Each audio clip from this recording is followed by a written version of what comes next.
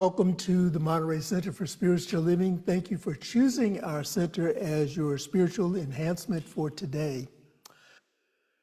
Continuing with our October theme, Power to the People.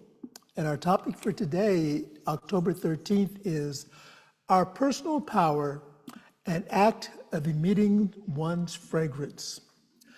And the music we selected this morning by Ricky Byers, the grace of God, the breath of God, the love of God, the hope of God is breathing me, and I'm resting well. I know that all is well. For me, that's a reflection of how our focus goes to our inner power. It's that place of our inner power that we're coming from.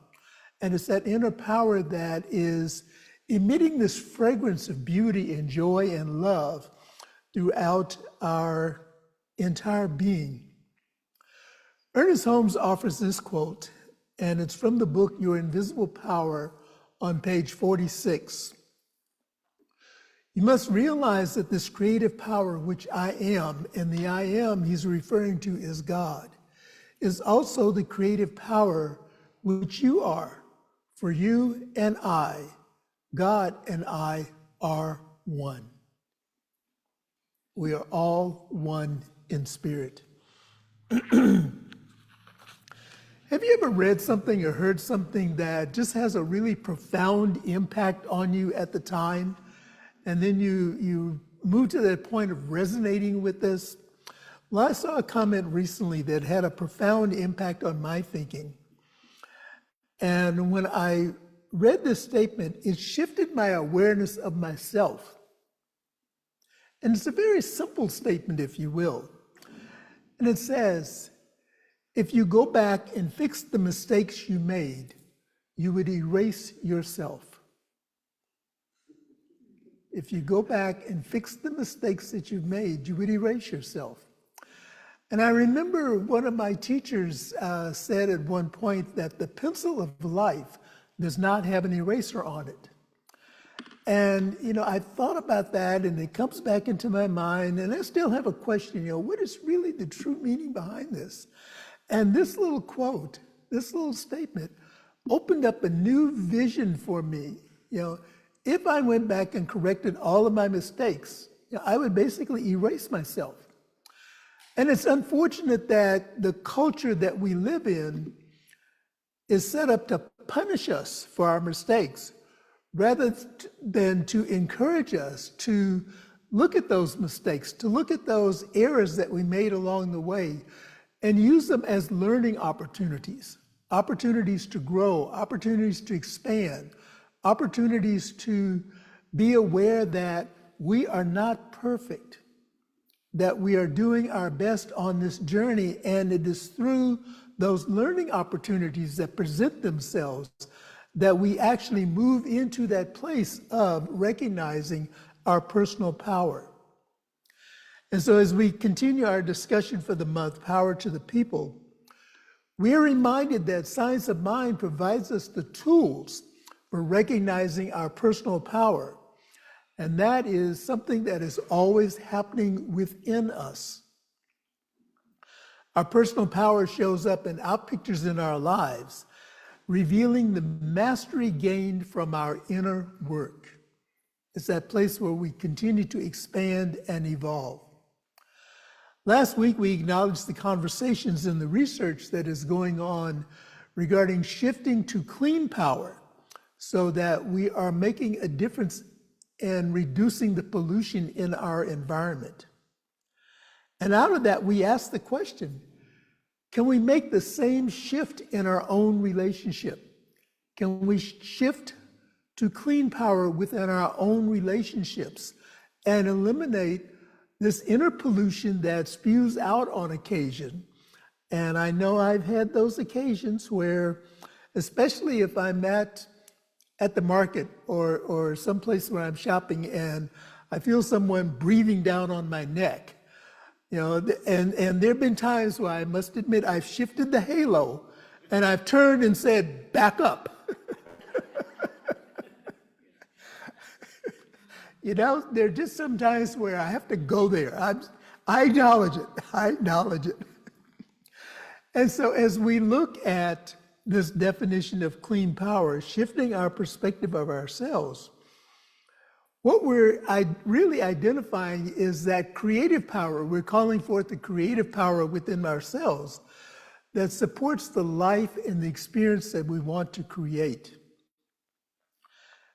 And this also is an invitation for us to ask, is there a hidden agenda in my expression of power?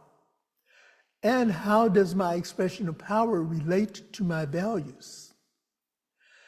And so when we're looking at what it is that we're choosing to obtain, what it is that we want to experience in life, we're looking through the lens of integrity, of accountability, and being true to our values.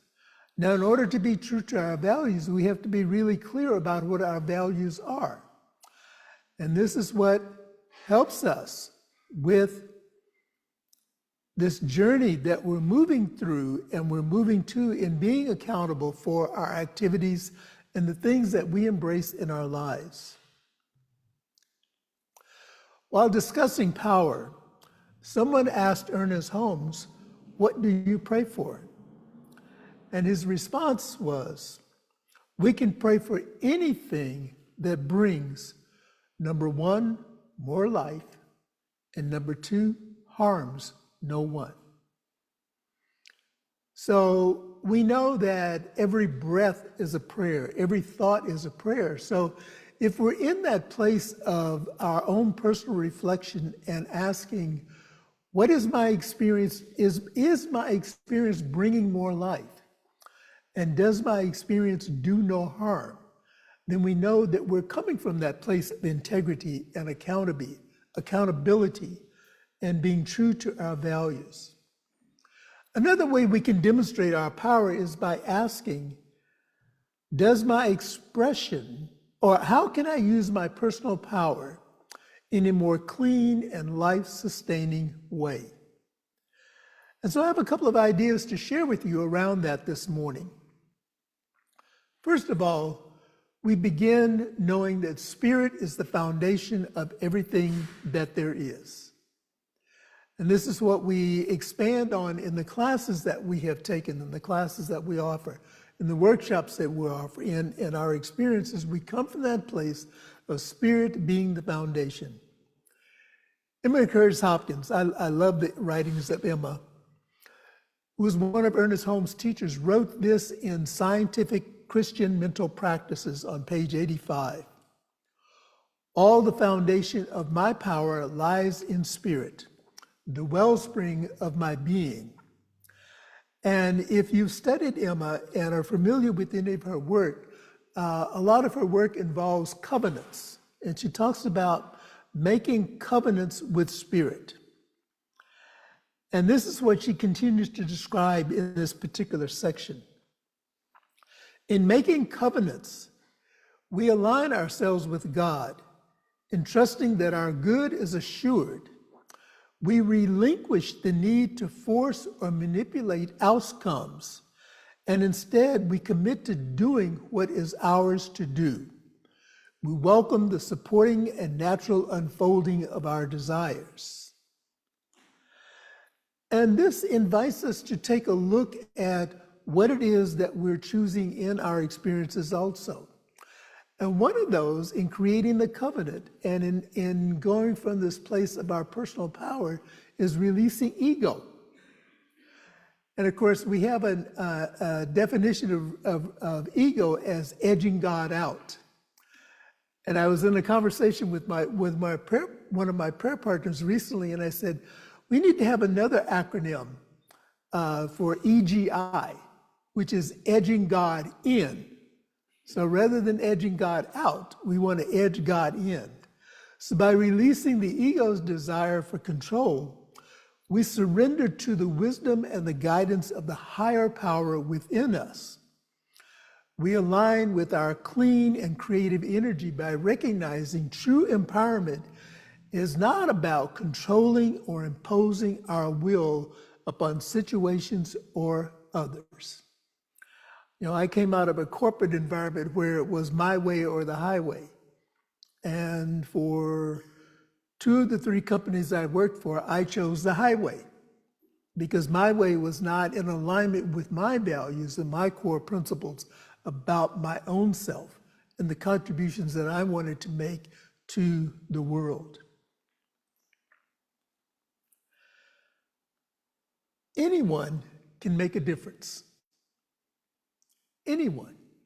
Each one of us that is sitting right here in our center, those of us who are joining us via Zoom or viewing on our Facebook page or our YouTube channel, anyone can make a difference. Letting go of the idea that I am one person and I cannot make a difference is no reason not to act. So we let go of that idea that I alone cannot make a difference. We can make a difference. And it's time for a new way of thinking and a new way of defining this. And Ernest Holmes reminds us of this in our Science of Mind textbook, where he says, peace is the power at the heart of God. Peace is the power at the heart of God. Our actions can make a difference, especially when we are making them from a place of clean power. We are capable of making a difference beyond an individual moment. And so I offer some examples of individuals, one person who made a difference. And as I'm offering these, I would like you to think on your own life and see where it is that you may have made a difference and acknowledge yourself for making that difference. Sir Nicholas Winton saved 669 children from the Holocaust. Another example of one person making a difference, Claudette Colvin refused to give up her seat on a Montgomery bus 9 months before Rosa Parks. Now, Rosa Parks is the one that is most credited for not giving up her seat and beginning what became known as the Montgomery bus boycott and the evolution of change that took place in the city of Montgomery and in other places. However, Claudette Colvin is the first one who refused to give up her seat. Walter Reuther, an organizer for the labor rights and civil rights movement, one person making a difference. And look at the results of that change which he brought about. Malala Yousafzai, who advocates for girls' education and has survived assassination attempts by the Taliban. Another individual, one person who is making a difference. Mahatma Gandhi, we're all familiar with Gandhi, led the nation of India to independence from British rule. One person making a difference. And so I'm going to pause for a moment and just invite you to look back on your own life experiences and ask, where did I make a difference?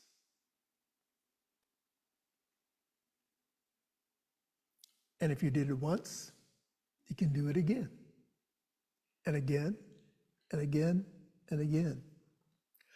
We are the change makers. We're the ones who've made a difference by taking a stand for something. Remember, Ernest Holmes encourages us to stand for something and be for nothing. So we're not against anything. We're standing for something. And so the invitation is to be present to and be aware of what is ours to do. What is ours to be and to do. We have the power to change the world with one single decision. And so let us use our power to do good, to speak a word of support, and to be there for someone. Let us merge ahead together. With spirit as our foundation and knowing that anyone can make a difference, it's natural to ask, how can I use my power for good? This essential question prompts us to recognize our limitless potential to positively impact the world. And so the answer to this question, how can I use my power for good, is very simple and yet very profound. When the transformative force of our power is unleashed, our authenticity, our integrity, and our love aligns with our actions and with our core values, going back to spirit as the foundation.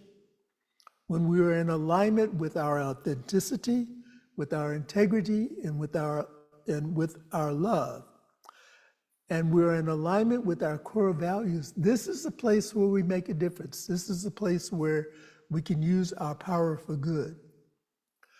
Ernest Holmes offers this guidance from the book, This Thing Called You. One very small statement, but very powerful statement. And he says, the power of God is my power. The power of God is my power. We stand in that awareness. That can be an affirmation for us. The power of God is my power. When we stand in this awareness of knowing that I am continually plugged into the power source, then I know that just by merely showing up, I make a difference in the world because I bring my love, I bring my joy, I bring my excitement, I bring my passion for living life. Embracing Holmes' guidance, we understand that using our power is essential to our spiritual journey. And I offer these practical steps. It's nice to talk theory. It's nice to use that affirmation, my power is God's power. But then you ask, okay, how do I bring this down to the level of actual practical implementation? So one step I offer is believe in winning the long game. And the long game is acknowledging that battles and detours show up, but know that right now, right where we are successful and we are thriving, and we will continue to be successful and we will continue to thrive in the future. And I add to this that this is very important for us to recognize during this critical time in our nation's history. I would be remiss if I buried my head in the sand and did not talk about the election.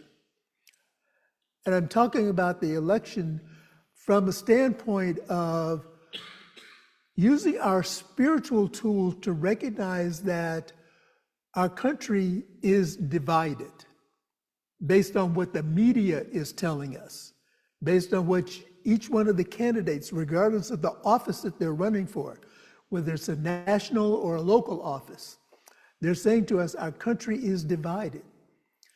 And I can say, as that old practitioner is quoted as saying, "Tain't so."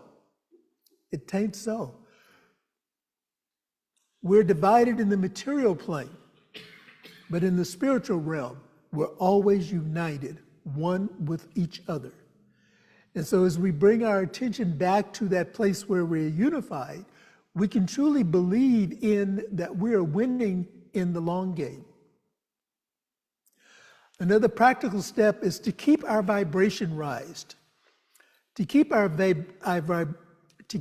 vibration at a level where we do not succumb to the fear-mongering that is used to divide us. And that may mean for some tuning out the news, tuning out CNN, tuning out ABC, tuning out Fox, tuning out MSNBC, and all of the others. Now, I am not saying to you that you bury your head in the sand and pretend that stuff does not exist. Yes, we live in the world, but we're invited to not be in the world. And what that means for me is that as a spiritual being, I'm showing up in this human incarnation. And I am to be aware of what is happening around me. But as a spiritual being, I am not buying into the fear. I am not succumbing to the doubt. I am not succumbing to the naysayers. I am knowing that the breath of God is breathing me. And I am resting in the breath of God. And therefore, I know that all is well. Don't succumb to the fear. Nurture yourself. Nurture love. Foster the people around you.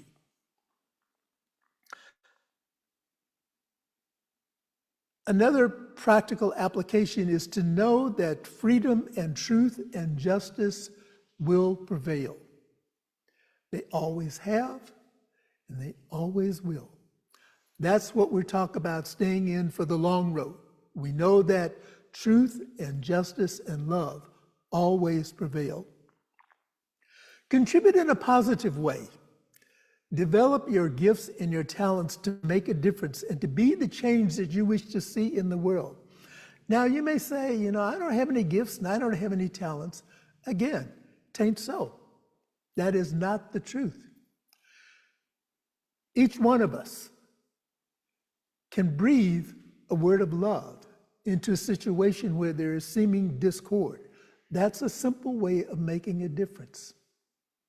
Or we can say, as I often say, especially if I'm in a medical situation and I'm getting what appears to be a prognosis of bad news, I just say, that is not my truth. That is not my truth. These are simple ways where we can make a difference for ourselves. And as we make a difference for ourselves within ourselves, it has a ripple effect. It's like throwing a pebble out into the lake or out into the river and seeing the ripple effect go out. This is what our love does. This is what our authenticity does. This is how we show up. Also, think about what you're thinking about. Recognize that our thoughts are what we're drawing into our life. There's an expression that is attributed to Ernest Holmes, and it also comes from scriptures. And it says, change your thinking, change your life.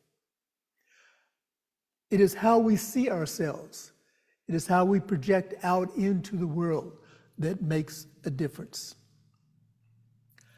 And finally, begin to use our power to nourish and uphold the manifestation of our good and the highest good for all that are involved.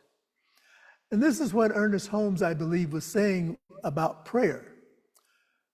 When we pray for the highest good. And this is what we're taught in learning spiritual mind treatment. And in spiritual mind treatment, we declare what it is that we're choosing to have in our lives. And we're cautioned to not outline and be so specific that if what we have outlined doesn't show up exactly as we have outlined it, we become disappointed. Yes, we identify the attributes and the qualities of what it is that we choose to have in our lives.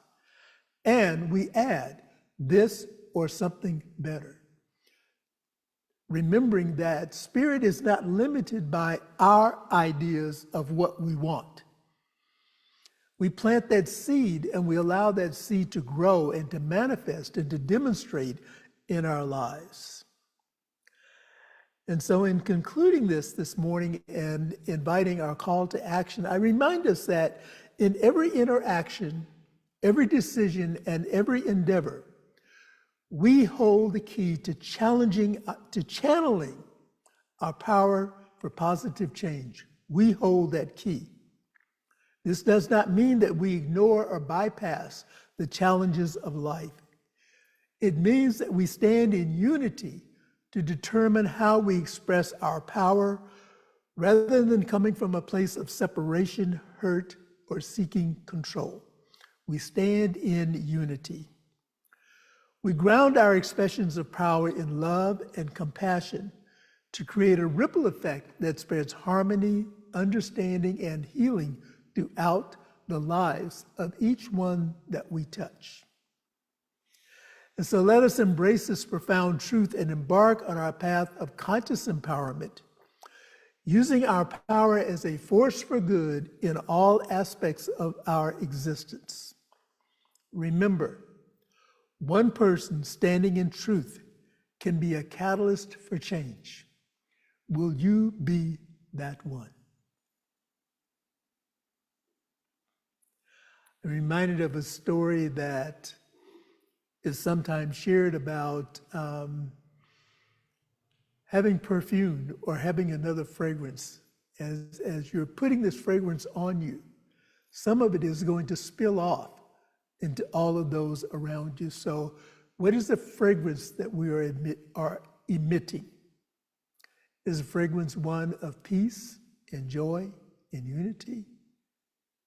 Or is it one of ego, edging God out, and attempting to control situations, imposing our will rather than surrendering to the higher will, the higher consciousness? Will you be the one? Let us now say our affirmation together. I stand, I go within to the source and connect to the source of my power. I go within to connect with the source of my power. And so I invite us now to allow our eyes to close or allow your gaze to soften as we again go within into that place, identifying with and connecting with the source of all that there is. Remembering that spirit is our foundation, that it is this place where love abides, where love connects, where peace and joy and harmony come forth, contributing to the peace that we wish to see in the world. Therefore, we are invited to be that peace in the world. And so what I know to be true is that there is only one life. That life is God's life. That life is whole. That life is perfect. That life is complete. And that life is the life that I am living right here and right now. And as this is true for me, it is true for all people in all places, in all experiences, in all circumstances, everywhere. And so in my own mind, I take off of those shackles where I have either knowingly or unknowingly attempted to limit the unlimited.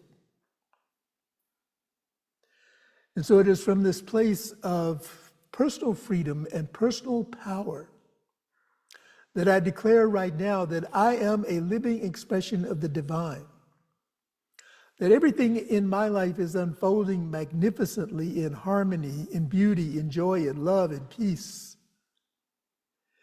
and that I am living my best life each moment, and that I continue to evolve in the awareness that God is my source. And with God as my source, I have no unfulfilled needs or expectations. I live as the life of God. I live from a place of embracing the oneness of all. I live from a place of embracing the unity of all.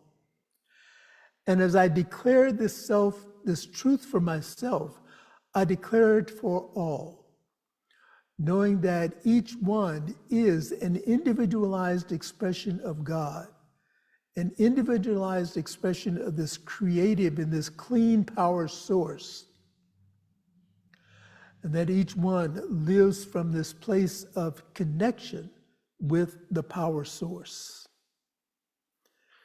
And so in this place of unity, in this place of collaboration, in this place of cooperation, in this place of love, in this place of knowing that each one is an expression of the divine, we embrace this opportunity to be an inclusive community, an inclusive individual, embracing all, excluding no one, knowing that no one is beyond or outside of the grace of God. I speak my word of healing this morning for those who are experiencing dis-ease in the body temple, dis-ease in the body of their affairs. Again, knowing that spirit is the foundation, is bringing everything into perfect harmony, bringing each one back to that place of joy, well-being, living a life of fullness and joy. I speak my word this morning for those who are experiencing transitions in their lives. Perhaps a loved one has stepped off of this mortal plane into immortality, knowing that they have completed this chapter in this book of life. However, this chapter is not the totality of life. And so as each time we recall the memory of this loved one, the memory of laughter and joy and excitement and play and fun, they live on in our memory. And each time we recall those places where we hit a rough patch in the road in this journey together, we come back to the knowingness that God is all that there is, and that love and only love prevails. And I speak my word this morning for all places where people are gathering in the name and nature of love, knowing that love and only love prevails. And so for this and so much more, I am truly grateful. I'm grateful to know that the life of God, the breath of God, is breathing me, and it is breathing all people in all places, everywhere.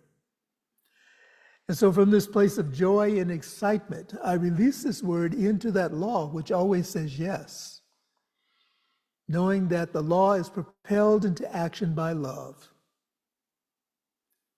And what it does well, and it does it completely. And so with this, I say thank you, God. Thank you, Spirit. And I invite us to affirm it by saying, and so it is. And so it is. Thank you for this opportunity to be together and to share in this experience of love this morning. And it is now our offering time. Just a reminder that we are a donation-based organization, and we rely on your gifts, your tithes, and your offerings to support us in continuing to bring this message of love out into the greater universe. And we have an affirmation of abundance that I invite us to say together.